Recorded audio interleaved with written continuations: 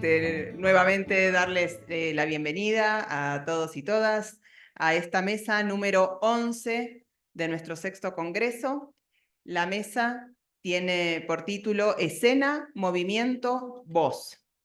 Y vamos a repetir las reglas del juego, que son, la idea es que cada exposición dure 10 minutos. Voy a tener acá un cronómetro ordinario que suena cuando pasan esos 10 minutos, porque si bien por supuesto sabemos que los trabajos son mucho más grandes, porque son trabajos de investigación y en este caso colectivo de mucha más envergadura, los trabajos van a estar disponibles en las actas del Congreso y nos interesa que podamos tener un espacio para discutir, para hacer preguntas, para hacer comentarios. Así que por eso les pedimos la síntesis de los 10 minutos. Dicho esto, entonces, le damos especialmente la bienvenida a Ana María Arias Pérez, Margarita Lucía Correa Restrepo y Sandra Milena Hincapié Garaviño, de Colombia. Acá tenemos dos en representación. El título de su trabajo es Calidad del movimiento y cuerpos escénicos entre el cuerpo funcional y expresivo. Muy buenos días para todos y con todos. ¿Me escuchan bien? Sí. Perfecto. Me cuentan entonces, nos dijeron que tardaban un par de segundos en proyectar adecuadamente la imagen. Me avisan cuando pueda comenzar, por favor. Está perfecto, ya estamos viendo. Muy bien, entonces damos comienzo. Me presento. Mi nombre es Margarita Lucía Correa Restrepo. Yo soy fisioterapeuta, magíster en salud colectiva, docente de la Facultad de Fisioterapia de la Universidad CES, ubicada en Medellín, Colombia. Hoy represento al grupo de estudio Corporalmente CES, el grupo de estudio de fisioterapia en salud mental, con la ponencia Calidad de movimiento y cuerpos escénicos, entre el cuerpo funcional y expresivo. En estas diapositivas pues pueden ver mi correo electrónico, cualquier duda, inquietud o ampliación de información estaré atenta a resolverlo. Nos disculpamos inicialmente con la organización del evento.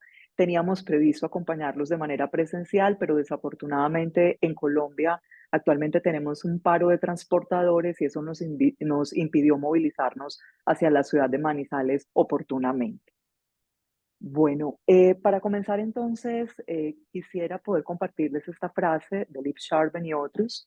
Los tres enfoques para el aprendizaje y la conciencia del movimiento son aprender sobre, la teoría, aprender a través, la habilidad y aprender a estar a través de la práctica. Esta es la propuesta que tenemos para ustedes en estos 10 minutos. Queremos inicialmente introducir el concepto de calidad de movimiento para luego hablar acerca de el ciclo de la calidad, del ciclo del aprendizaje de la calidad del movimiento, finalizar con el cuerpo como expresión artística en el teatro y cerrar con un par de experiencias que a nivel institucional se han venido desarrollando en los últimos años. Las imágenes que van a ver a lo largo de la presentación corresponden con algunas de las obras de teatro presentadas por el grupo de teatro de la Universidad CES, llamado Sin Fin Teatro CES, y algunas otras corresponden con Escénica, que es el Festival de Teatro Universitario Aficionado. Comencemos entonces. Cuando hablamos de calidad de movimiento, hablamos de un movimiento centrado y eso implica necesariamente un movimiento que se inicia en el centro del cuerpo y se caracteriza, entre otras cosas, por los atributos de postura, respiración, coordinación y flexibilidad. Pero además, este modelo de calidad de movimiento se desarrolla a partir de algo que se denomina el modelo de la calidad de movimiento, descrito también por Liv Sharben y otros. Y ese modelo de calidad de movimiento, como fenómeno general unificador, se expresa a través de lo que los autores denominan perspectivas. Entonces, cuando hablamos de ese movimiento como un fenómeno general y unificador, necesariamente nos referimos inicialmente a la perspectiva biomecánica o perspectiva física que nos habla del movimiento y la relación con el espacio. Y acá hablamos del movimiento tanto desde su trayectoria como desde su secuencia. Posteriormente tenemos entonces una perspectiva fisiológica que nos habla de la relación entre el movimiento y el tiempo. Y acá entonces hablamos acerca de la de la fluidez, del ritmo y de la vida en movimiento. Luego tenemos entonces una tercera perspectiva, que es la psicosociocultural, que nos habla de la relación entre el movimiento y la energía. Y acá específicamente nos referimos entonces a la intención y a la emoción que están involucradas en el movimiento corporal humano. Y finalmente tenemos una última perspectiva, que es la perspectiva existencial, que es la que se relaciona directamente con la calidad de movimiento asociada a la conciencia corporal, que tiene nada más y nada menos que ver con la conciencia de un yo personal, pero también de un yo general, universal y cultural. Entonces, desde estas cuatro perspectivas es que nos referimos al modelo de la calidad de movimiento. Cuando hablamos del aprendizaje de la calidad de movimiento, nosotros podemos decir inicialmente que nuestros movimientos suelen ser automáticos estereotipados, pero podemos promover la calidad de movimiento y la conciencia corporal. Pero cuando hablamos de calidad de movimiento y de conciencia corporal, necesariamente estamos hablando de un yo, es decir, estamos hablando de la totalidad de la persona, que engloba, por supuesto, la conciencia del movimiento, pero sobre todo la conciencia psíquica, la conciencia emocional y también la conciencia a través de las sensaciones corporales. Es decir, cómo hacemos consciente esa vida psíquica y emocional a través de esas sensaciones que nos cruzan por el cuerpo. Entonces, cuando efectivamente hablamos de la calidad de movimiento, los autores se refieren al ciclo de aprendizaje de la conciencia del movimiento. Es decir, podemos pasar de un movimiento automático, estereotipado, a un movimiento, eh, a un movimiento consciente, a un movimiento fluido, a un movimiento armónico, ¿sí? Un movimiento seguro, funcional, estético, etcétera. Entonces vamos a describir de manera muy breve pues cada una de esas etapas que se incluyen dentro de este ciclo de aprendizaje. Tenemos entonces inicialmente el contacto. Eh, Dropsy habla acerca de algo que él denomina la hipótesis de pérdida de triple contacto. Y él dice que nosotros estamos completamente desconectados de nuestro cuerpo, de nuestro interior, es decir, de nuestra psique, de nuestra emoción, pero también estamos desconectados con el afuera, es decir, con aquello que nos rodea, el entorno y las demás personas. Entonces, el primer paso dentro de ese ciclo de aprendizaje de la conciencia corporal es entrar en contacto con el cuerpo. Luego viene una segunda etapa que es explorar, que necesariamente nos lleva a crear nuevas experiencias de movimiento. Luego tenemos la experiencia y cuando ya hemos sido capaces de crear nuevas experiencias de movimiento, estas a través de la práctica no solamente pueden replicarse, sino que además lo más valioso de todo esto es que pueden ser recreadas.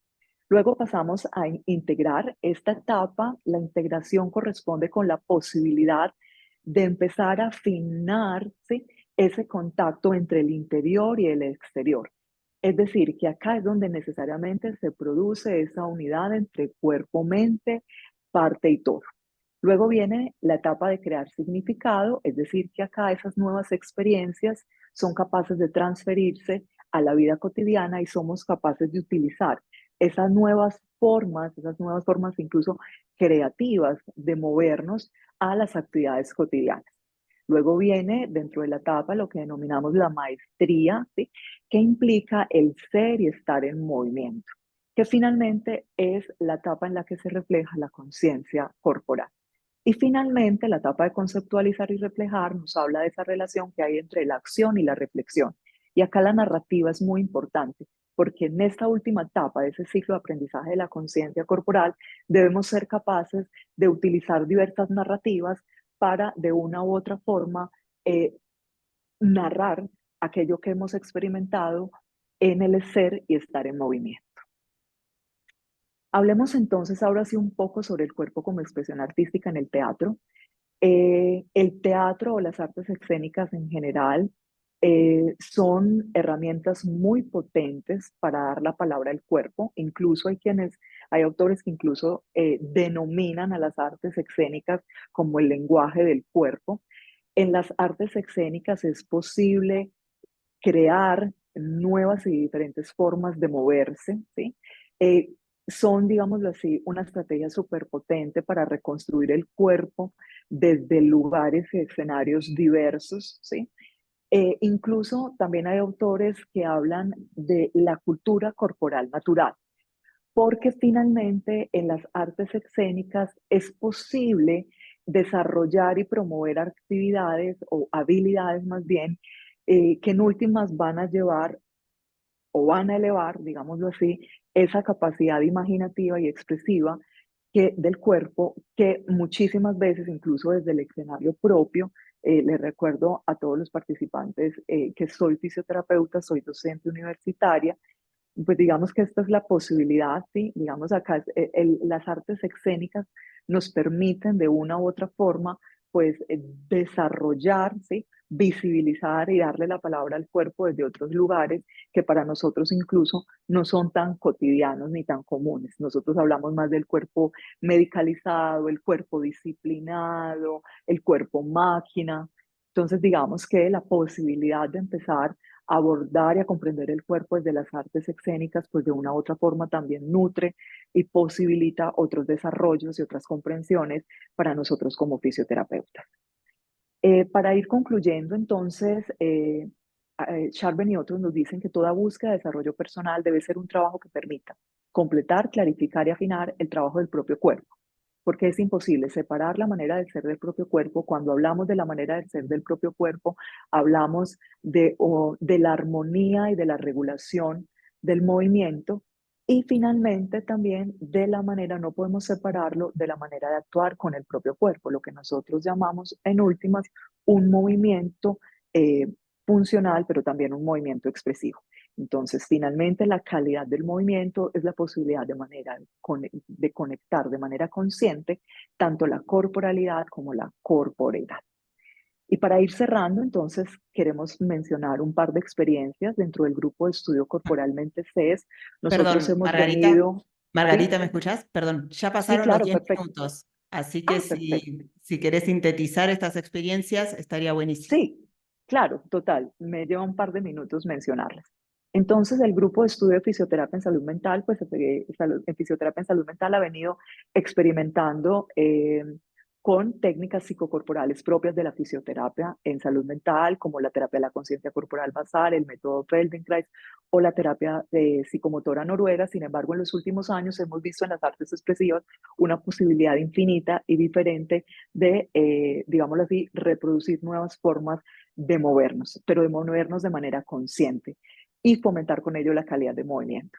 Y la última imagen corresponde con un ejercicio súper interesante que tenemos en la universidad que se llama Juegos Escénicos, al cual estamos invitados docentes y empleados de la universidad. Y a partir de este ejercicio, pues ya inclusive montamos y presentamos nuestra primera obra, Los Habladores, dirigidas por el maestro eh, Carlos Mario Mejía, y resulta que lo que hemos visto a partir de este último ejercicio es que incluso nuestras habilidades como docentes se han venido potenciando. Es decir, finalmente acá teatro no es fin, es medio en sí mismo. Y como se lo escuché decir a alguien en algún momento cuando presentábamos la obra de teatro, pues para nosotros ha sido un ejercicio muy interesante como docentes porque pues podemos comparar eh, el teatro con, o más bien, una clase con una puesta en escena y a un docente con un actor. Eso es todo. Muchísimas gracias. Muy amable. Voy a dejar de compartir pantalla. Muchísimas gracias, Margarita, muchísimas gracias. Dejamos las preguntas para el final y pasamos ahora al trabajo de Claudia Patricia Muñoz Castillo, de Colombia. El título de su trabajo es La máscara neutra como camino de exploración en el cuerpo y la voz del actor. Gracias. Hola, buenos días. Bueno, yo vengo de la ciudad de Cali y voy a contarles un poco lo que ha sido más de 10 años de experiencia de trabajo en el laboratorio de la máscara. La devuelves, por favor, con la máscara neutra, que es la herramienta de trabajo que tenemos de exploración. Y hemos encontrado un camino donde el cuerpo y la voz trabajan para la escena de una manera distinta, buscando algo que se llama el trance consciente, que ya les voy a hablar un poco de eso. Voy a dar un pequeño resumen de la ponencia y vamos hablando del trabajo. ¿La puedes poner desde el principio esto? Listo. Vale. Este trabajo tiene como propósito describir lo que ocurre con el cuerpo del actor en estado de máscara cuando se trabaja la transposición en la máscara neutra. Esta exploración realizada por más de 10 años en el laboratorio de la máscara permite entender la organicidad del cuerpo del actor cuando llega al trance consciente y ejecuta desde el impulso, sin que el intelecto interfiera, su tarea escénica, llevando al cuerpo a realizar movimientos y sonidos que normalmente no podría sostener. En este trabajo, las posibilidades del cuerpo y de la voz son infinitas. Un actor o actriz que fluye en la escena desde la máscara neutra limpia su cuerpo de acciones innecesarias y empieza a trabajar desde el impulso, desde esa fuerza motriz que autoriza cada acción de su cuerpo en escena. En este camino es inevitable tropezar con el ego de un cuerpo que teme fallar en escena, pero una vez se alcanza el trance consciente, ese cuerpo tiene la posibilidad de moldearse de mil maneras, de dejar de ser el intérprete para poder ser otros, que es el camino del actor, desaparecer para darle vida a los personajes. Hace 14 años empezó esta experiencia que cambió mi manera de verme en la escena, un viaje inesperado que atravesó mi cuerpo y expandió mi voz, quebró mi ego y trazó un camino por el cual transito actualmente. Este viaje de transformación en mi proceso como actriz se llama Máscara Neutra. ¿Pero qué es este objeto? ¿Qué ha hecho en mi cuerpo? ¿Cómo ha modificado mi voz? ¿Cómo ha cambiado mi ritmo para la escena? La máscara neutra es la máscara de todas las máscaras. Está en un estado de calma. Y puedo decir, desde que hago este trabajo, que mi cuerpo ya no es el mismo. Ha modificado mi registro limpiándolo de artificios para la escena. Con este trabajo se vuelve a la esencia, a la base primaria, el sentir. Un cuerpo que siente lo que hace en escena. Un cuerpo vivo que no simula la acción, que reacciona simplemente a sus impulsos.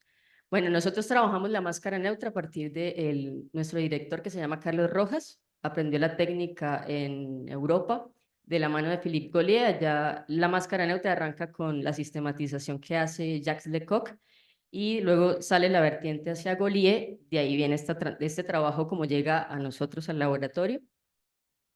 Pero yo en la investigación que he hecho siento que hay algo que modifica en América Latina el trabajo que se trae de Europa y es nuestra relación con las comunidades indígenas, con los rituales, con este rito sagrado. Aunque en el teatro hacemos un rito pagano, de todas maneras tenemos un misticismo con esta experiencia de la máscara. Y los ejercicios que he vuelto al origen, pues a la investigación de dónde vienen, con Carlos y con el trabajo que se ha hecho en Colombia con el laboratorio, se han modificado mucho porque los latinoamericanos reaccionamos distinto al estímulo, ¿sí? No ejecutamos una orden, sino que necesitamos lo sensorial, lo auditivo, es un cuerpo que vibra, que baila, que siente. No simplemente estamos adaptados a la técnica y a ser ejemplares en el trabajo. Voy a leerles un pedazo. Lo que pasa con la más... ¿Puedes seguir, por favor? Había una foto anterior de la máscara. Antes. Bueno, esta es Carlos Rojas, esta es la máscara que tenemos nosotros en el laboratorio. Inicialmente se hace un trabajo de acercamiento con la de Sartori, la que tiene Lecoq. Hacer una máscara neutra no es fácil. Llegamos a esto por muchos errores. Carlos es mascarero, sí, trabaja la técnica y yo creo que ha hecho más de 10 versiones de máscara neutra y no funcionan. O sea, no funcionan en la escena porque que sea blanca o que sea de cuero, que sea negra, que aparentemente no tenga ningún tipo de rasgos, no quiere decir que sea neutra y no quiere decir que funcione en la escena. Y aplica para todas las máscaras. Una máscara bella de arlequino puede ser muy linda, pero puede estar muerta en escena. Y eso solo lo entiende quien trabaja la máscara. No todas las máscaras están vivas en la escena, no todas las máscaras tienen ese trabajo de ese personaje que va atrás con ellas. Esta es la última versión, funciona muy bien. Esto es lo que queríamos dar. Sigue, por favor. Con la exploración de la máscara empezamos trabajando los elementos de la naturaleza. Trabajamos aire, fuego, tierra, que los tenemos todos adentro. Empezamos en un estado inicial que nos bloquea mucho y es el ego. Aparece el ego en los primeros ejercicios de trabajo de máscara porque el ego nos bloquea.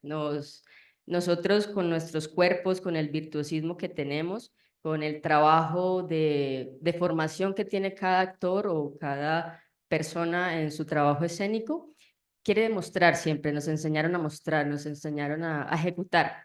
Y con el trabajo de máscara viene el golpe terrible del ego, porque hay que dejar el virtuosismo, simplemente hay que volver a lo básico que es sentir. Y si el cuerpo siente lo que está haciendo, puede vibrar en escena, puede llegar a algo que se llama la organicidad. Y ahí un cuerpo, ¿puedes poner los videos? Pueden mirar un poco, ahí pueden ver cómo trabaja el cuerpo en estado de máscara. Esto es una exploración del ácido nítrico, de la gallina y la tela cariñosito rosado. Pasamos de los elementos a explorar materias y en las materias hemos encontrado una sistematización pedagógica de nuestro trabajo que nos ha permitido ir a diferentes tonos dramáticos. Cuando estamos trabajando comedia, hemos explorado dulces, hemos explorado postres, hemos explorado telas.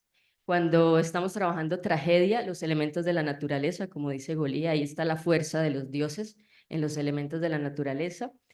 Hemos explorado la animalidad para llegar a la comedia del arte y para ir a otros tonos dramáticos también.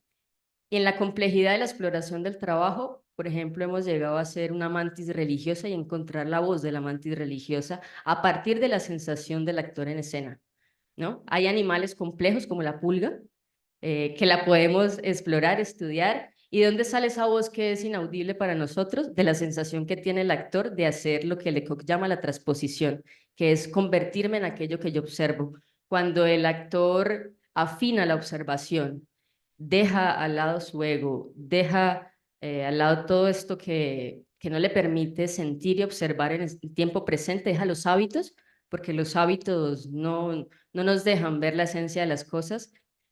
Allí, en ese estado de máscara, pues sale una voz en la corporalidad que tiene porque su sensación es viva, es clara. Como actores estamos acostumbrados a ejecutar todo el tiempo, a dar acciones en escena para encontrar reacciones o jugar. La neutralidad, en cambio, nos permite despojarnos del hacer por hacer, del intentar, del simular, del no ver. Un cuerpo actuante que comienza a nacer en el espacio, a observar y a moverse por primera vez es un cuerpo que va camino a lo que Lecoq llama la página en blanco. Es un cuerpo disponible, dispuesto para imprimir todas las cosas. En estado de máscara ocurre algo que Carlos Rojas llama el trance consciente. Esto ocurre cuando el cuerpo, la mente y el espíritu entran en sincronía. En este instante, el actor puede ejecutar cosas que normalmente no podría. Su concentración está tan fija en aquello que ha observado que puede volverse eso. El trance es un estado de conciencia alterado donde una persona se desconecta de lo que lo rodea. Este fenómeno lo podemos presenciar en rituales indígenas o chamánicos, donde se busca ser poseído por el espíritu de una deidad a través del trance. Aquí buscamos el trance consciente y es sincronía entre espíritu, mente y cuerpo, pero está aquí, ¿sí? No se va, ¿sí? No se nos va porque estamos en el espacio teatral y estamos jugando a la representación teatral. Entonces, no voy a decir que ahí somos poseídos, no, pero sí el cuerpo tiene unas pulsiones que normalmente no haría si yo le mando a hacer una acción a partir de otra técnica. ¿Por qué trance consciente? Porque no podemos desconectar esta historia de América Latina y hace toda la diferencia acá en nuestro trabajo. ¿Puedes pasar, por favor? Es como resumen, sigue. Bueno, esto es un poco el sistema que hemos encontrado de más de 14 años y no solo con nosotros, cuando hacemos talleres con personas que nunca han explorado la máscara neutra, llegamos a los mismos resultados y para nosotros la que nos enseña es la máscara. Nosotros solo somos unos intérpretes de lo que ella puede lograr con el cuerpo. ¿Sigue? Y voy a ver si se escucha acá un poco para que entiendan qué es lo que pasa con la voz en estado de máscara. Esta es mi voz. Ahorita. Aquí el ácido nítrico.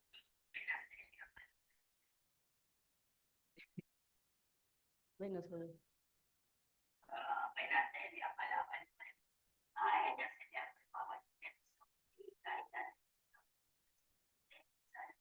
esta es la voz del ácido nítrico. ¿Ya? Puedes poner el que sigue, pues escuchámoslo, no importa. Para eso es voz. Trabajamos, nos gusta mucho trabajar los gíglicos de Cortázar. Sí, apenas se le amalaba el noema, a ella se le agolpaba el clemiso y caían en hidromurias, porque son como no tener aparente sentido el texto, nos permite como liberarnos de esa responsabilidad de hacer un ejercicio dramático, cómico. ¿Puedes poner el que sigue? Este es el cariñosito rosado. Cierro con este.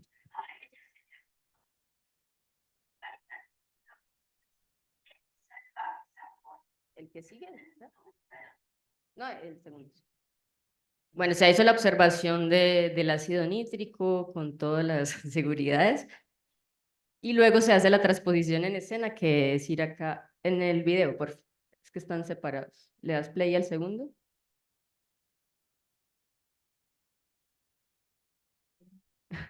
Ahorita empezó. Bueno, no importa, no importa. Se nos revela. Están separaditos. Para el primero y dale al segundo. No es un solo video, sino que son tres ahí puestecitos. Bien. Sí, al segundo, al de la mitad. Bueno, la tecnología. Ahí.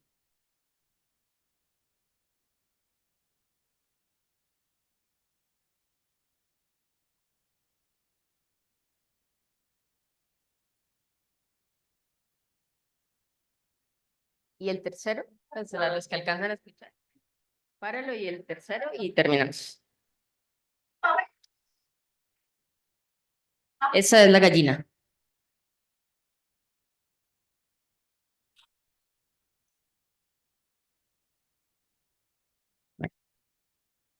Listo.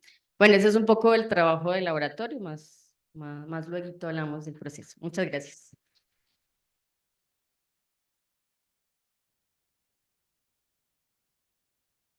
Buenísimo, buenísimo. Qué genial. Nosotros también tuvimos mucho Lecoq en Argentina, de otra manera. Muy interesante la apropiación. Seguimos con Pepe Álvarez Colón, que estoy tratando de adivinar de dónde, porque dice Puerto Rico. Gracias. Decía que de el título de su trabajo es Territorios en Movimientos.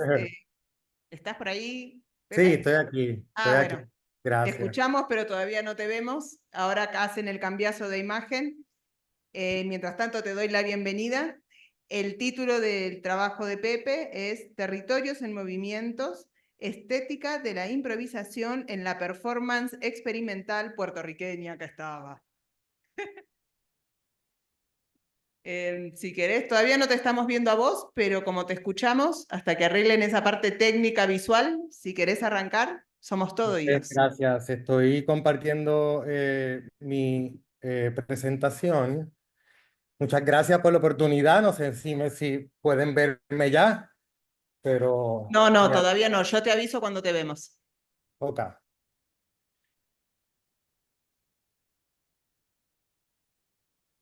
Ahora sí, señor. Muy bien. Muchas gracias por la oportunidad. Saludos a todos. Peposa, que es la foto que ven aquí, fue una plataforma de investigación pública donde invité a 33 performers a improvisar y conversar sobre sus prácticas para estudiar el rol de la improvisación de movimiento en la historia y desarrollo de la performance experimental puertorriqueña. Más allá de improvisar frente a un público en eventos escénicos o intervenciones al aire libre, los artistas que investigo asumen la improvisación como técnica de entrenamiento, procedimiento creativo y fuente de inspiración conceptual.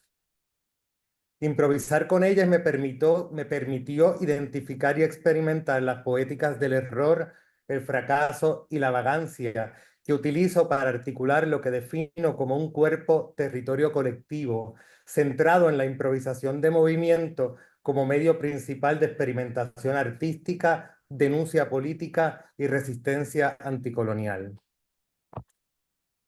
El término binomial cuerpo-territorio que retomo del ecofeminismo indígena y decolonial latinoamericano en el contexto puertorriqueño alude a nuestro diseño jurídico-económico como territorio extranjero y doméstico de los Estados Unidos, pero también a las estrategias siempre cambiantes de ocupación, explotación y extracción de personas, bienes y recursos. Este proceso deshumanizante de coriopolitización del cuerpo, para emplear el concepto de André Lepecki, se intensificó con la crisis económica que se formalizó en el 2016 y con los huracanes y terremotos que le siguieron, destruyendo nuestra ya frágil infraestructura, instaurando una economía del desastre que, como demostraré, transformaron las formas de hacer, promover y administrar el arte.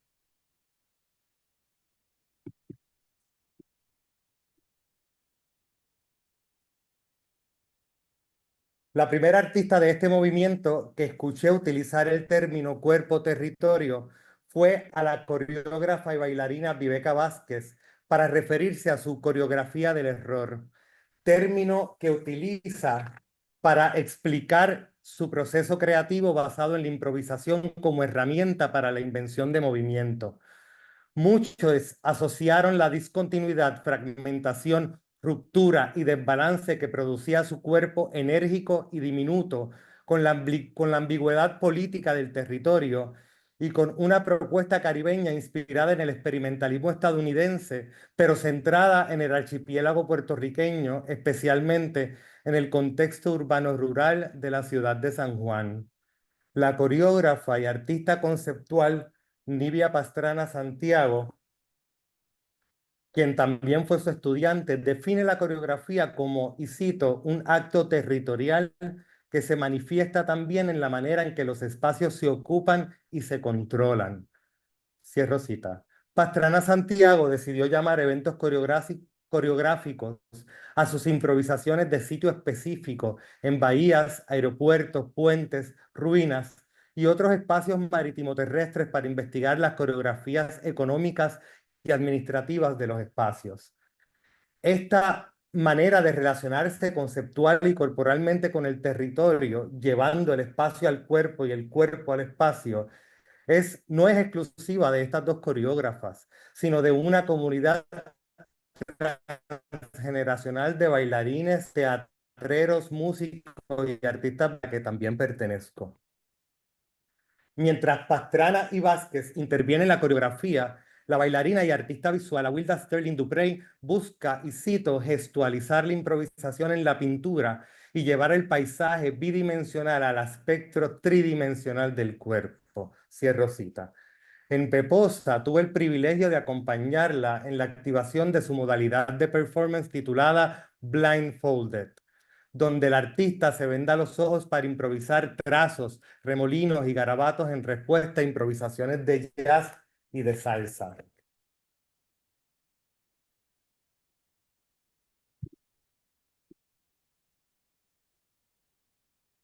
Contrario al error que intervienen las tradiciones figurativas del arte nacional puertorriqueño, el fracaso se manifiesta como evento teatral o performático en el trabajo de un grupo de bailarines teatreres que se formaron en medio del neoliberalismo privatizador de los 90.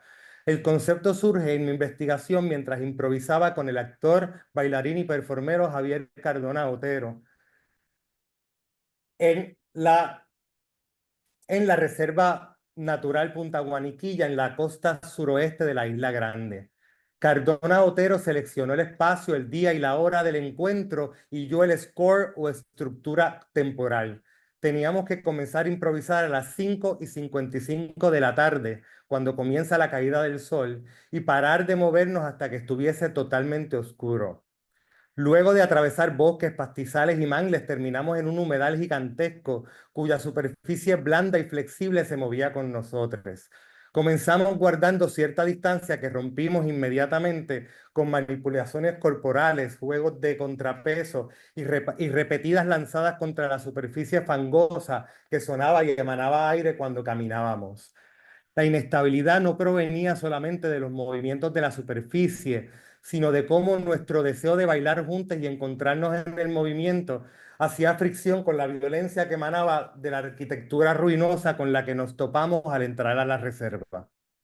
Punta Guaniquilla, como dice Beatriz Jenín Figueroa, es un microcosmo que carga el registro de dos de los sistemas más dominantes y violentos del régimen de la plantación: las haciendas españolas y las centrales de la industrialización norteamericana. También se encuentran de forma solapada y no tan evidente dos de las tradiciones escapistas más comentadas en nuestros territorios. Por un lado, las prácticas y saberes cimarrones, y por el otro, los encuentros sexuales del clandestinaje homosexual en las zonas costeras del archipiélago. Es aquí donde el optimismo comunal y relacional de las prácticas improvisatorias chocan con las memorias que cargan las materialidades del territorio. Nuestros cuerpos cargan experiencias muy diferentes de colonialidad y como el suelo encierran también historias de intimidades forzadas que desafortunadamente todavía se repiten sistemáticamente. En los estudios de la danza y la performance, la caída se ha interpretado muchas veces como la manifestación física del fracaso, que los bailarines usamos como técnica para aprender a manejar el miedo, la inestabilidad y la incertidumbre. Perder el balance no solo afecta a nuestra estabilidad emocional, sino también nuestro sentido de soporte y sustentabilidad. La caída aparece también en el lenguaje que utilizamos para referirnos a un colapso infraestructural o económico. Sin embargo, insistir en caer es también una manera de oponerse a las lógicas del éxito que cargan los movimientos ascendentes de la danza.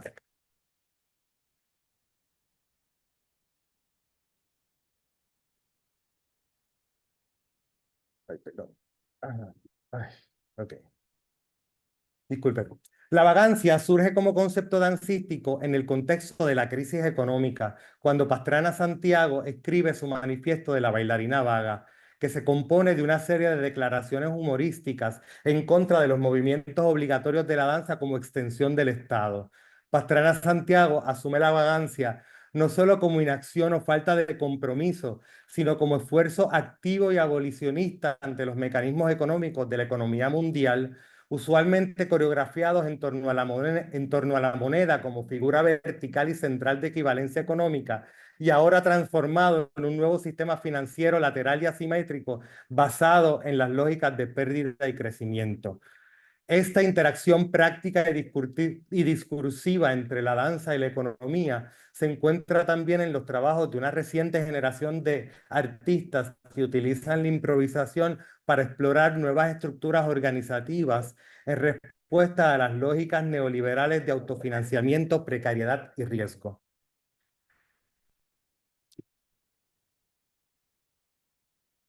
Ay, perdonen que estoy tratando. Okay. Para muchos de nosotros, la infraestructura de nuestras prácticas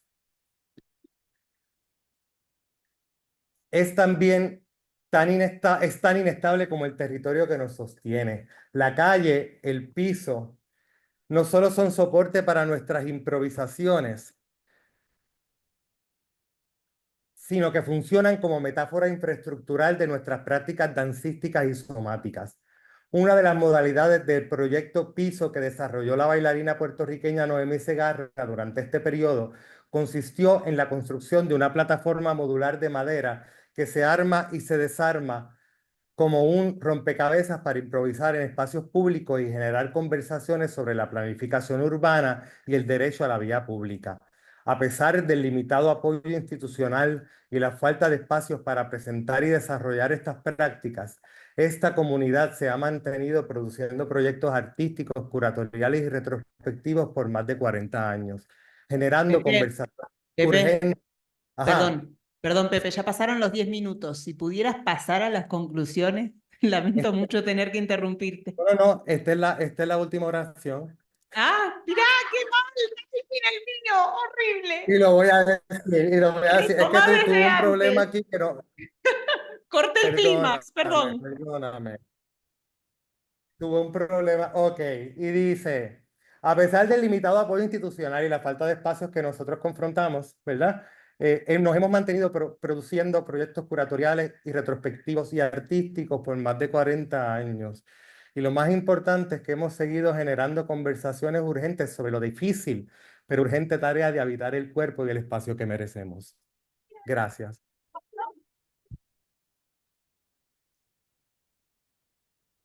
Muchas gracias y perdón por cortarte. No, para Ibas nada. a ¿Cómo pasar no? un ejemplo más, por eso. No, es que se me trancó el slideshow y la última página no la pude presentar, pero no importa.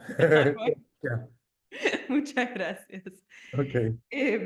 Pasamos entonces a Lucía Brusoni Giovanelli, de Uruguay. El título de su trabajo es Cuerpos atravesados por el dolor en la performance inmersiva Los derechos de la salud, creación de la Facultad de Artes y el Hospital Clínicas a partir de una idea de Mariana Perkovich. Si estás por ahí, Lucía.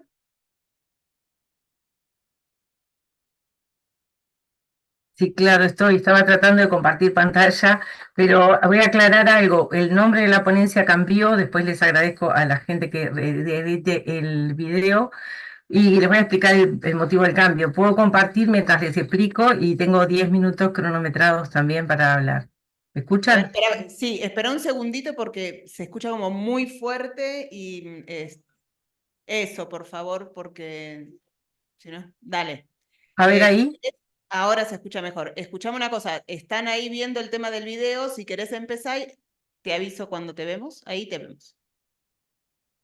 Dale, dale, adelante. Bueno, yo lo que quería antes era compartir el motivo de, no sé si lo están viendo ahora, a ver si puedo, si lo pueden ver, cambié el título y antes que que pase el cronómetro, pues también lo tengo puesto acá. De los 10 minutos explico por qué.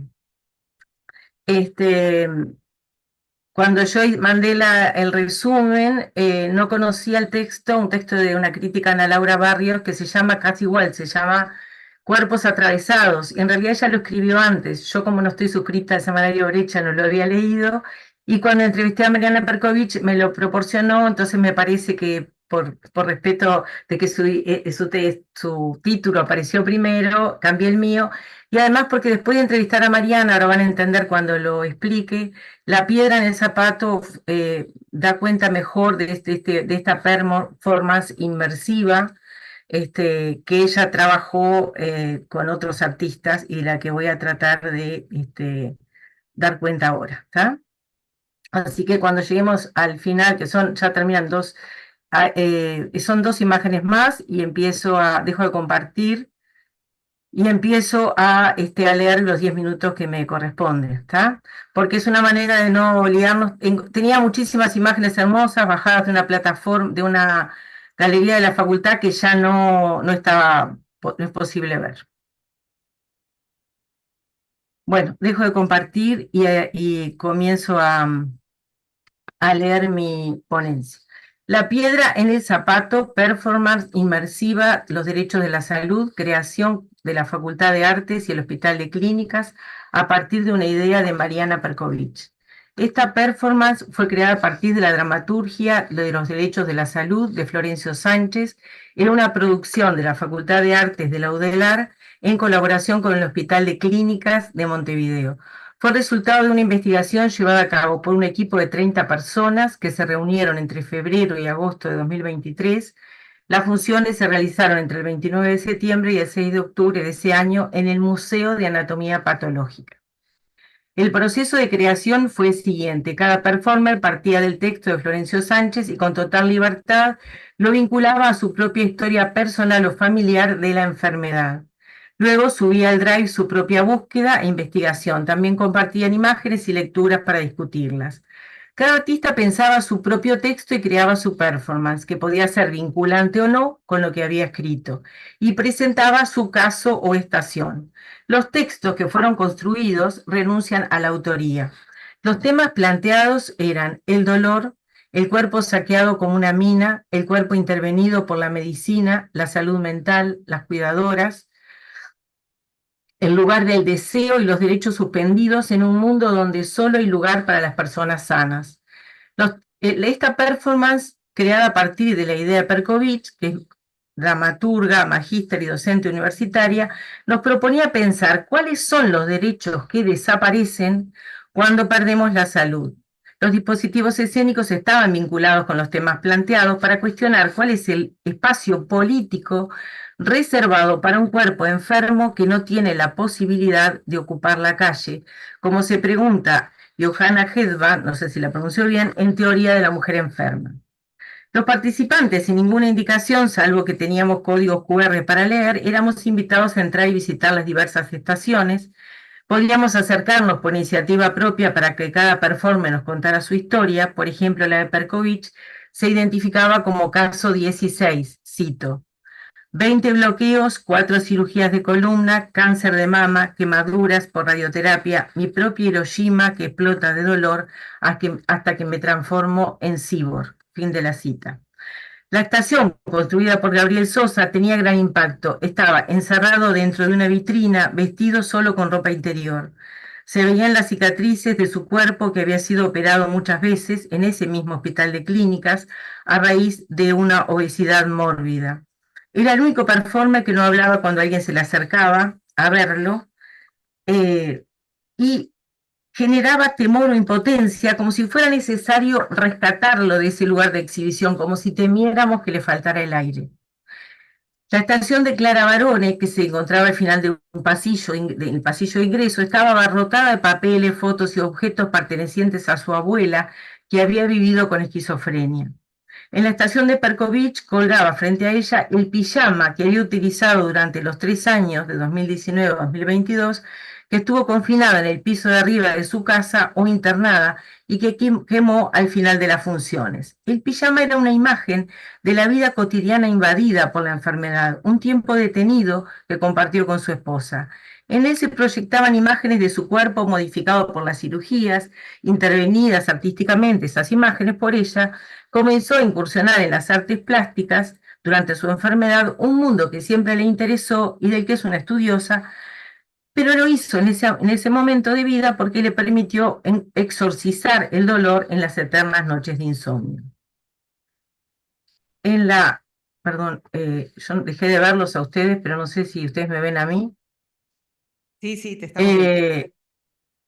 En la estación de Susana Souto, actriz que no estaba presente en la performance, se proyectaban sobre una túnica y se escuchaban las voces grabadas de 2 cuidadoras que contaban sus experiencias acompañando en la enfermedad o la discapacidad. Esta fue una idea de Souto, que es una adulta responsable de su madre desde hace años y considera que este es un drama personal y colectivo que nos interpela a todos como sociedad. Una de las actrices estaba en un lugar muy alto, interpelaba a Luisa, la protagonista de Florencio Sánchez, y ella propuso que su pareja durante la función retratara a las personas del público. Karen de los Santos intervino y unificó el espacio con nylon y con hilos amarillos para vincular los casos o estaciones, como le llamaban. Las funciones se conseguían, se publicitaban a través de redes sociales, pero se conseguían a través de un correo, eran gratis. Desde allí se indicaban cómo llegar y se daba una especie de programa de mano realizado por Natalia Costa, que fue el que yo mostré en una de las imágenes, que mostraba la imagen de pulmones intervenidos con amarillo por la tuberculosis. Asociaron ese color con el dolor siguiendo artistas como Van Gogh o Frida Kahlo. Llegar al lugar de la performance era una odisea. A pesar de la información recibida, nos encontramos con otras personas también perdidas, porque el Museo de Anatomía Patológica no es visible desde la calle ni está abierto al público. El desconcierto continuaba al ingresar, ya que se dependía de la lectura de los códigos QR y resultaba extraño leerlos frente a los cuerpos expuestos y vulnerables y a su vez frente a la mirada de los artistas que estaban haciendo la performance. La reacción de entonces dependía de la experiencia vital de las y los participantes. Había quienes se iban por no tolerar la angustia, pero por lo general se quedaban a hablar. El coro del Hospital de Clínicas, integrado por funcionarias y funcionarios todavía en actividad o en etapa jubilatoria, investigó sobre las sonoridades del espacio del hospital. Cito una frase de Perkovich: gritos, llantos, sonidos, carros, susurros, melodías, fragmentadas palabras que se escuchaban en una guardia. Todo lo que recordaban de manera personal de sus años de trabajo en el hospital. Fin de la cita. Al coro se le pidió que participara distendidamente. Las mujeres se arreglaban y se maquillaban para la ocasión. Su lenguaje corporal, la expresión de sus miradas era más de expectación que performática. No fue ingenua esa decisión de cruzar los lenguajes escénicos. Se leía en uno de los códigos QR: ni espectáculo, ni instalación, ni obra. El cuerpo enfermo, la mujer enferma, el dolor y la soledad como pensamiento crítico, el arte como entendimiento de discapacidad y las causas y consecuencias de la misma. Fin de la cita. Esta performance constituyó un gesto de protesta, de resistencia, una creación que cuestionó el capacitismo desde la teoría Cripp o teoría Tushida. Las y los artistas que participaron en ella no miraban la discapacidad como algo ajeno, Tampoco hicieron lo que Stella Jung llama porno inspiracional, es decir, que no pretenden convertir la discapacidad en una epifanía ni la utilizan con fines prácticos para mostrarle a otras personas llamadas sanas cuánto deben valorar su vida y sus cuerpos. Nacía del universo del dolor, podríamos decir del dolor que salía de sus tripas, si se nos permite la imagen. Una performer, Carolina Guerra, solo pudo asistir a una función por padecer dolor crónico. Surge de la reflexión, pero también de la experiencia de la discapacidad propia o la de seres queridos. Son cuerpos atravesados por el cáncer, la obesidad, la esquizofrenia, las cirugías reparatorias. Cuerpos que padecen o han padecido la discriminación y el dolor extremo. Los derechos de la salud pretendió visibilizar la discapacidad desde una teoría situada en los cuerpos de las y los artistas que participaron de esa performance inmersiva. ¿Cómo condicionó el espacio a la actitud de los participantes? Generaba incomodidad. La entrada al museo era la misma de la morgue, los días de la función el personal tuvo que entrar los cuerpos por otro lado. Y ese ambiente, dice Perkovich, lo vivían a diario, terminó siendo la piedra en el zapato, de aquí el título. Por lo tanto, no propusieron, como habían planificado, que los participantes usaran una piedra en el zapato durante la función. Buscaban con esa idea generar la sensación de incomodidad que se percibe frente a la enfermedad o de la muerte. Y voy cerrando. El ambiente, el olor, la energía, las muestras patológicas en formol hacían que el convivio fuera muy particular. Mariana nos dijo, cuando la entrevistamos, que se juntó un momento biográfico con lo conceptual. En 2015 fue diagnosticada con un cáncer muy avanzado y a raíz de la quimio y de la radio, la estructura de titanio que sostenía su columna por problemas de salud se vio afectada. Entonces los dolores fueron tan intensos que terminó confinada a la cama con morfina y metadona. A partir de un recurso de amparo, le reclamó al Estado la posibilidad de tener, cirugía mediante, un neuroestimulador medular que le suprime el dolor, pero que tiene una batería que debe cargar rutinariamente. Por eso dice, soy una cyborg. Su alejamiento forzoso del sistema teatral al que estaba acostumbrada hizo que su regreso a la escena solo pudiera darse incorporando esta experiencia que la modificó para siempre. Muchas gracias.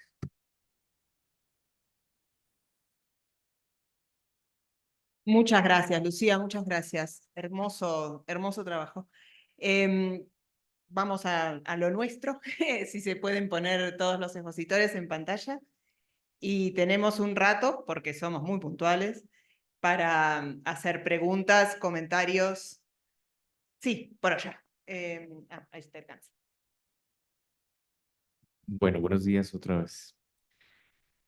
Para Claudia Patricia. En algún momento tuve la oportunidad de conocer a unos argentinos y un uruguayo que estudiaron en la Escuela Internacional de Creación Teatral y Movimiento Cabuya en Argentina, que trabajan pues también con el tema del teatro del gesto, máscaras, desde el ECOB y que algunos estudiaron en el LIPSA. Y ellos tenían una exploración sobre incluir, por ejemplo, las máscaras larvarias en montajes. Yo te quería preguntar, con el trabajo que ustedes han hecho, ¿cómo han integrado si han integrado, si lo han hecho, si han integrado las máscaras al montajes o solo lo han planteado desde lo que plantea el mismo LECOB como creación pedagógica, ¿no? Como un proceso de formación, de limpieza, etcétera? No lo hacemos, trabajamos la máscara. La base de nosotros es la máscara neutra, esto un poco lo que les estaba explicando, lo que sucede en el actor, la exploración, y luego vamos al montaje que estemos trabajando. Si el montaje implique o no implique máscara, la construcción del personaje la hacemos a partir de la exploración de la máscara neutra. ¿Dónde arranca toda esta carreta que les presenta ahora? ¿Dónde se escoge, perdón? Es en el tono de la obra, ¿sí? Quien dirige, Carlos o a veces yo, conocemos el tono de la obra que estamos trabajando, exploramos los personajes, hacemos el trazo de la obra y solo al final de la obra, cuando ya estamos terminando, le damos a cada actor un trabajo de exploración y decimos, Voy a hablar un poco del último montaje, que es sobre, se llama Pispirispis, Sueños al Aire, y es una obra sobre el Alzheimer, ¿sí? Desde el punto de vista de una niña de 8 años. Entonces son 4 personajes. Está la niña de 8 años, está el abuelo, la mamá y el perro imaginario. Entonces, a la niña, por ejemplo, esa niña la construimos a partir de un pudín de vainilla. En la exploración salía una voz dulce, delicada, infantil. Era mamoncísimo porque el dulce era como insoportable en escena. Entonces nos daba ese carácter de ese personaje que brincaba por todos lados, que va de por aquí y por acá. La mamá, que es la que pesa toda esta historia, pues las mamás son las que tienen que vivir en algún momento, perder a papá o a mamá, ¿ya? Y digo perder no en el sentido de muerte, porque a todos nos vamos a morir, sino ver un cuerpo vivo que ya no me recuerda, que eso es dolorosísimo en la investigación que hicimos del Alzheimer. Y tener una niña a la que en la infancia no explicamos muchas cosas porque creemos que los niños no entendemos, cosa errada en nuestra educación. Entonces, ese trabajo entre uno y el otro necesitamos cómo vamos a explorar esa mamá. La mamá la hace una actriz de 28 años y la encontramos a partir de un perfume, el perfume Cori, que es una loción que la usa mi mamá. Entonces, quería ese, bueno, eso que está en la huella y se ve, o sea, se le subieron los años, se le subió el estatus, la manera de caminar, cómo estaba en escena. Claro, cambió la voz, cambió el cuerpo, cambió todo. Entonces ya había ese contraste. Y el perro es un perro particular que observa el actor. Ya no me acuerdo si es un danés el que observa a Daniel, no me acuerdo ahorita el nombre, pero la raza interfiere, por ejemplo.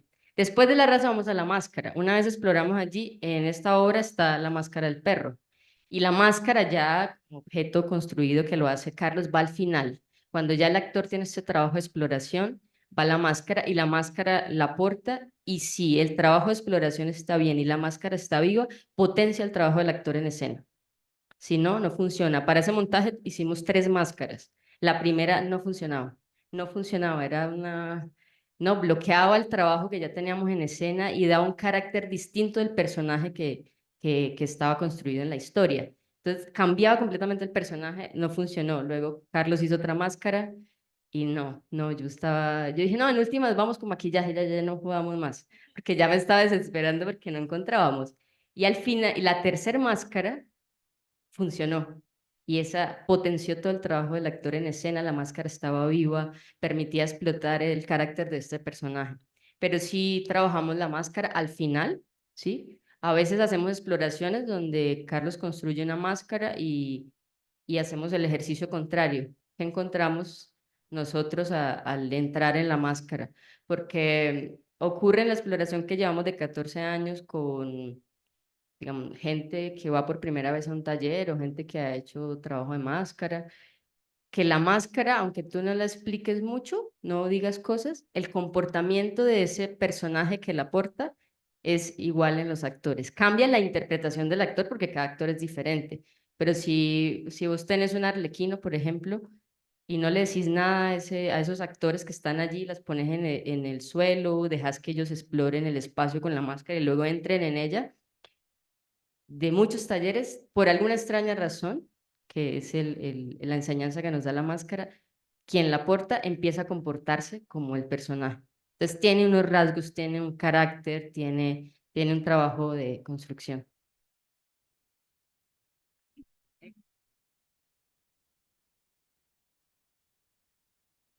Hola, muy buenos días. Quería comentar acerca de la última expositora. ¿Me recuerdas el nombre? Lucía. Lucía, quiero decirte que a medida que ibas narrando todo, yo lo fui viviendo y me encantó y se me quedó en la mente. Y quiero felicitarte porque creo en esos montajes, creo en esos proyectos osados que tocan, que mueven y no se ven casi. Hay mucho miedo, hay mucho miedo. Yo soy actriz también y directora de teatro y hay mucho miedo a hacer cosas extrañas, a tocar a la gente. Entonces, todo aquello que tú ibas contando, la piedra en el zapato, me alcancé a imaginar que los asistentes poderles decir que usaran una piedrita en el zapato. Entonces, no, quería acotarte eso, que me encantó, a pesar de que no mostraste imágenes, sino que lo fuiste narrando, yo lo fui viviendo. Muchas gracias.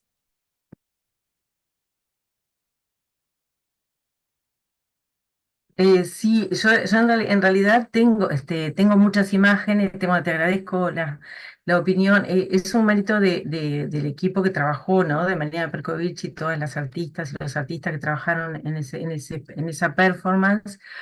Es inusual, sí, en la escena uruguaya, no la performance, pero ese tipo de la interacción del tema. Yo tengo imágenes que si quieren podemos, puedo tratar de compartir. El problema es que no encontré la autoría. En la función que yo fui había varios críticos, había gente de teatro, pero había también un fotógrafo profesional. Y sacó unas fotos espectaculares que estuvieron subidas en lo que yo entiendo es la facultad de lo que fue para mí la Facultad de Artes, y Mariana, que está en México, trató de averiguarme, me dio el correo de Mariana Monti le pregunta a la facultad, dice que nadie subió a la galería. Yo tengo no sé si están viendo ahora, ¿están viendo? Sí, estamos viendo eso no es de ella. Compartí de nuevo, que estamos viendo el compartido de otra gente. Bueno, salgo entonces, para que salga. Bueno, mientras Lucía busca, No, yo lo tengo pronto, puedo compartir, lo que pasa es que no sé si, a ver ahí. a ver, espera que todavía nosotros no vemos. Ah, no, esta es la misma de Martín, espera. Voy a cerrar la de Martín porque tengo dos PowerPoint en realidad. Yo tengo una que me prestó, imágenes que me dio Martín Cedrés, y otra presentación que es de alguien, de un fotógrafo cuyo nombre no he podido encontrar, y que me parece que son imágenes muy potentes, muy fuertes, y muy importantes para poder entender esta, esta, este, esta performance, ¿no? Que estoy tratando de, a ver si ahí, si logro que Mientras ustedes Lucía puedan busca, verla. yo les cuento y aprovecho para invitarte, Lucía, a pasar el chivo, estas cosas que no hacemos todo el tiempo. El año que viene se cumplen 150 años del nacimiento de Florencio Sánchez. Así que vamos a hacer un gran congreso en el Instituto de Artes del Espectáculo, en la Academia Argentina de Letras. Por supuesto, tema, Florencio Sánchez. Toda la información está en la página del instituto, así que invitadísima, Lucía, por supuesto, a participar. Gracias. ¿En qué fecha, Fabuloso. Natalia? No me la acuerdo, pero está toda abierta la convocatoria y toda la información en la página del Instituto de Artes del Espectáculo. Ahí están viendo, muchas gracias. Bueno, me encantaría, por supuesto, ir. ¿Están viendo ahora la imagen? No, la imagen no, estamos viendo La Piedra del Zapato, performance inmersiva, creo que es la diapo 1.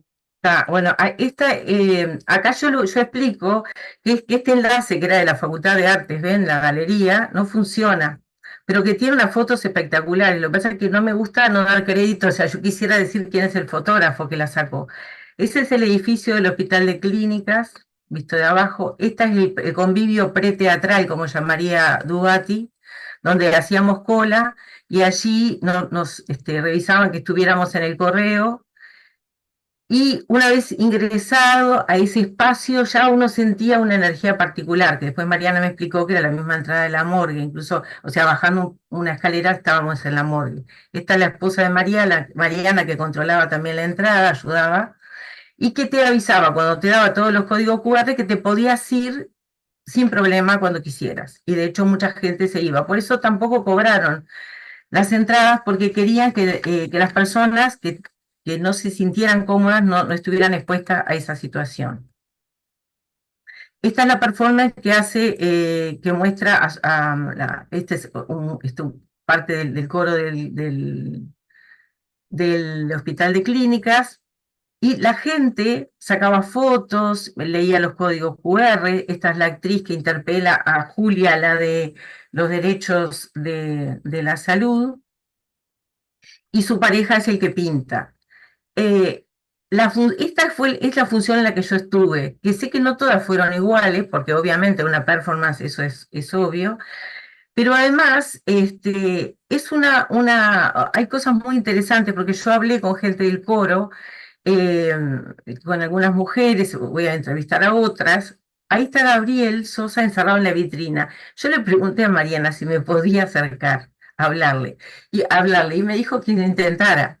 En realidad él no quiso hablar, como yo les contaba hoy, y una de las mujeres del coro me cuenta que ella estaba preocupada porque la gente iba a molestarlo, a acercarse a él, y que no sabía cómo cuidarlo de esa situación, es decir, cómo evitar esa incomodidad. Y él le explicó que no, que dejara que la gente hiciera lo que le pareciera. Esto es parte de lo que tenía la actriz cuya abuela tuvo esquizofrenia.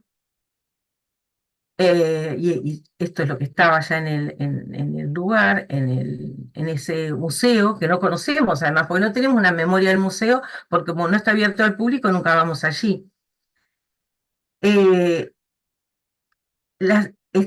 es la actriz que por tener una gran obesidad ya dice que no puede, porque sufre mucho, que no la escuchan.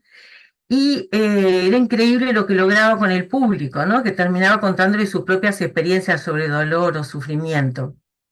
Me contaba Mariana que después de esta performance la llamaron para una actuación, es decir, porque que antes no había logrado tener, a pesar de ser egresada de la EMAD, un papel para representar como hubiera querido en algún tipo de espectáculo, o sea, que estaba como, se sentía como discriminada. Ahí está Mariana proyectando las imágenes y explicando por qué es un cyborg, ¿no? Y te mostraban imágenes que podías levantar y mirar, como si fueran algo para observar en un microscopio. Pero lo que había además era esta performance te proponía sacar papelitos y leerlos, otra te ofrecía escribir y te decía que ese texto estaba en construcción. Ahí está, esta es una de las creadoras con Mariana, que parece una persona con discapacidad, pero no lo es, y el que está ayudándola es un crítico literario, Leonardo Flame, a lo mejor ustedes lo conocen algunos, y ella fue la que decidió intervenir con hilos amarillos todas unir las distintas estaciones con esos hilos amarillos. Acá hay gente del coro, y estas son las escenas que se daban al final, ¿no? En algunos momentos había como esa es la imagen, ¿no? De los derechos de la salud. Había una energía particular, en una performance particular. Me decía Mariana que una artista acostumbrada y que sabe lo que es la performance, comentó en redes sociales que no se había sentido cómoda. Y ella dice, bueno, era lo que buscábamos, que no se sintieran cómodos con el tema. Propone hablar de, siguiendo la teoría Cribbe o teoría Tullida, en esto, qué pasa con los cuerpos que no pueden ocupar la calle, ¿no? ¿Qué pasa con un cuerpo, qué puede un cuerpo que no puede?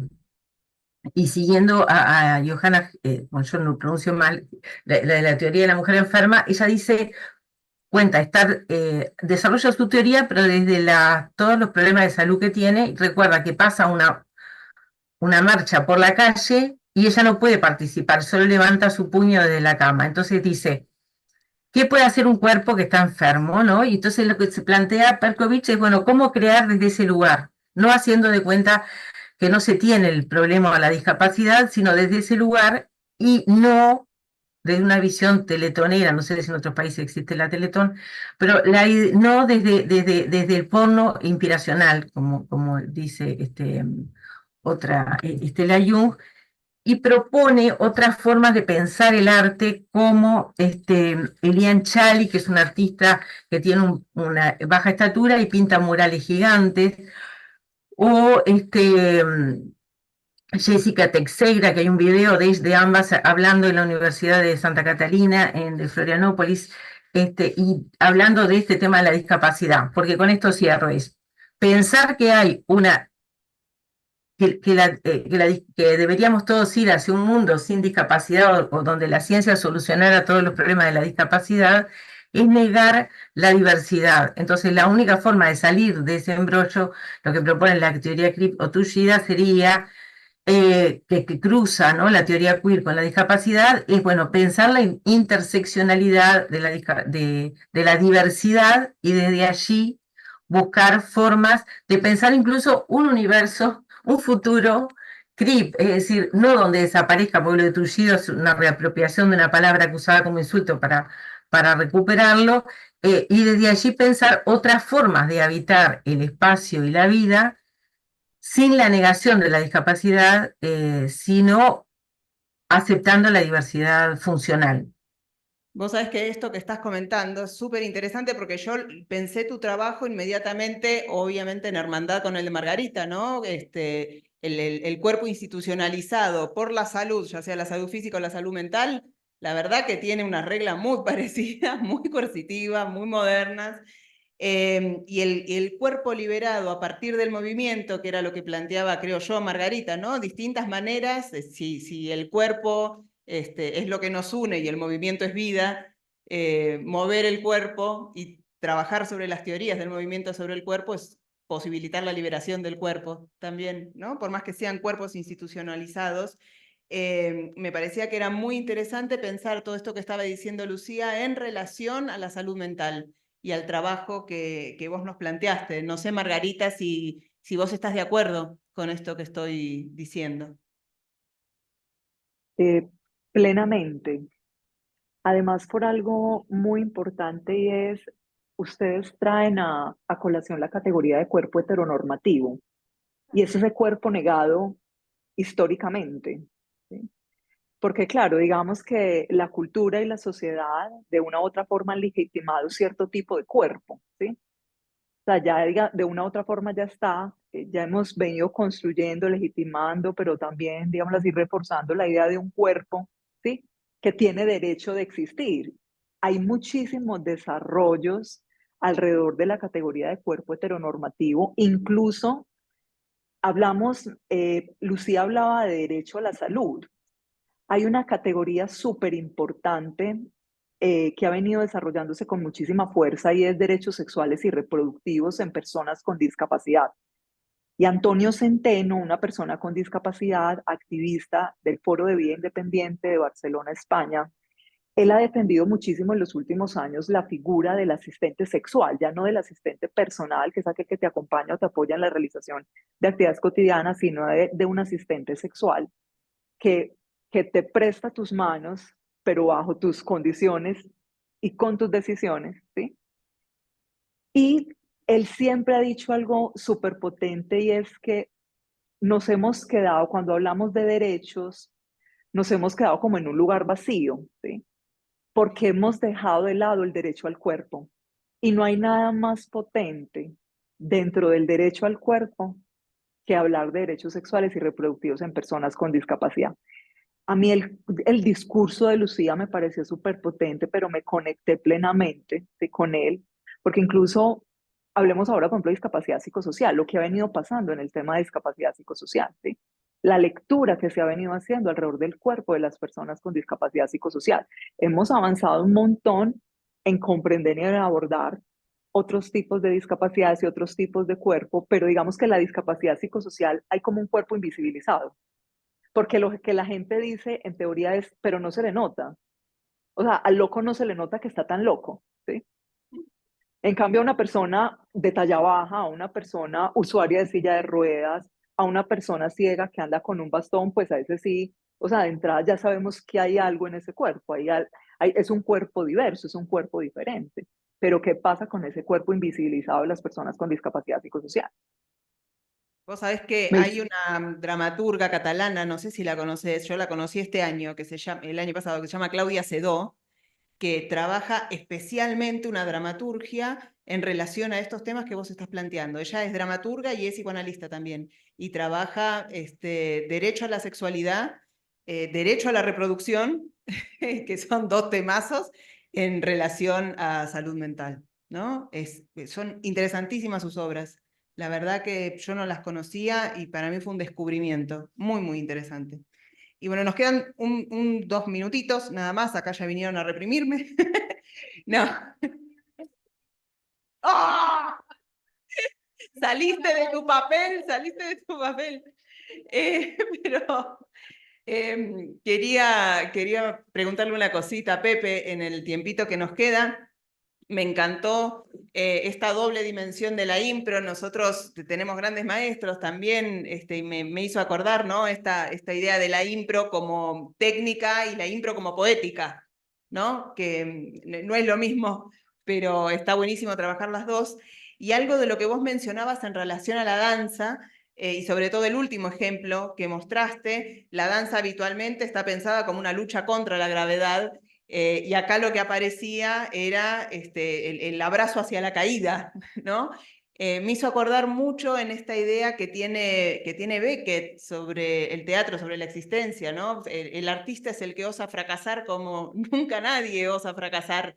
Este dejarse fracasar en la lucha contra la gravedad, o este elogio del fracaso como fracasa de nuevo, fracasa mejor, ¿no? Hay algo de eso que yo veía en la danza que vos mostraste, que era el intento de fracasar mejor cada vez, el intento de rendirse y abrazar este fracaso en la lucha contra la gravedad otra vez como una manera distinta, absolutamente diferente a la tradicional occidental de entender la danza, ¿no? No sé si es así, si estás de acuerdo.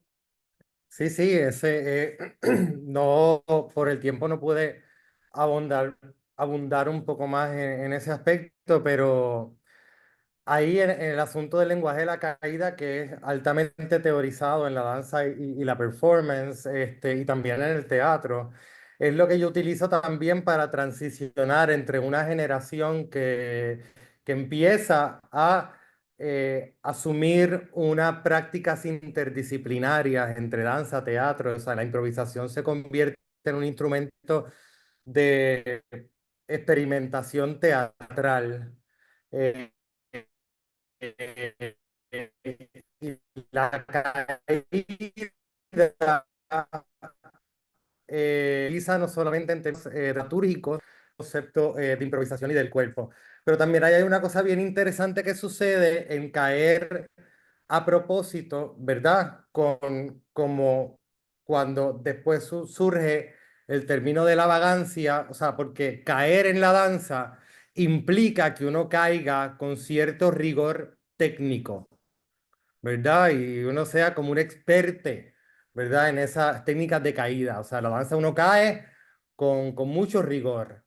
Y lo que hace la vagancia es contrarrestar con la crisis económica, obviamente, contrarrestar esa idea y decir, yo no voy a trabajar más para esa visión, ¿verdad? Neoliberal de, de, ¿verdad? De cómo caemos, ¿verdad? Entonces, como a mí me parece una relación bien interesante, cómo se conecta en ese sentido con también la economía, ¿no? Y básicamente eso, también tiene mucho que ver con una parte de mi investigación, tiene mucho que ver también con cómo estos términos se van utilizando técnicamente, pero como también los procesos económicos y de colonización, donde también entra ahora mismo otro grupo, otras maneras de hacer, ¿verdad? En Puerto Rico ahora mismo eh, eh, ha tenido mucho arraigo el empresarismo cultural, por ejemplo, ¿verdad? Que es que convierte al artista, utiliza el artista, ¿verdad? De alguna forma para hacer el trabajo que el Estado ya no tiene la posibilidad de hacer. Y entonces ahí hay una conexión bien interesante entre cómo caemos para poder movilizarnos en los circuitos artísticos y caemos con mucha, pues con mucha pericia, ¿verdad? Y una generación que insiste en la vagancia como una posibilidad descolonizadora donde también, como mencionan las compañeras, hay sujetos queer, gordes, y hay como una perspectiva mucho más